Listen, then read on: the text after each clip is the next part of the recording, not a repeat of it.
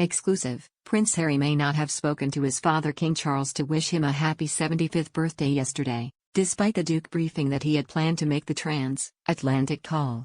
Prince Harry may have had every intention of phoning King Charles to wish him a happy 75th birthday, but it appears that a busy diary got in the way. A well-placed source reveals that the story that Harry was going to make the call to the palace originally came from people linked to the Sussex camp in an attempt to mop up the fallout from not being invited to the King's 75th birthday celebrations.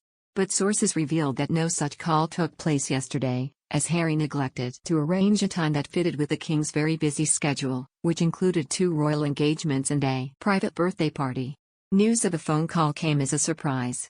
Let's just say that, the source said, there might have been a willingness there for the Sussexes to call the King on his birthday, but it certainly wasn't communicated to the other side in a timely fashion. Sources said there was no possible moment for the alleged call to take place.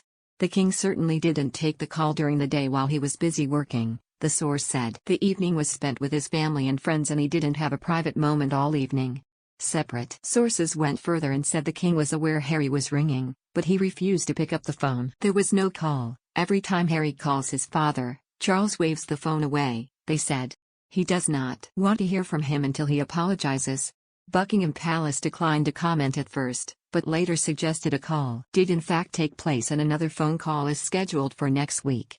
The King spent his birthday helping to launch a project to help people face food poverty, followed by a Buckingham Palace reception for nurses and midwives as the NHS is turning 75 in the same year. He spent the evening attending a lavish reception at Clarence House where he was joined by senior members of the royal family to help him celebrate his birthday. It's not the first time that Harry has been struck down by the palace due to not giving aides enough notice. In September the Duke was refused a stay at Windsor Castle when he returned for the Well Child Awards and to mark the first anniversary of the late Queen's passing, with aides telling him the absence of formal notice and tight schedules made the desired arrangement unfeasible.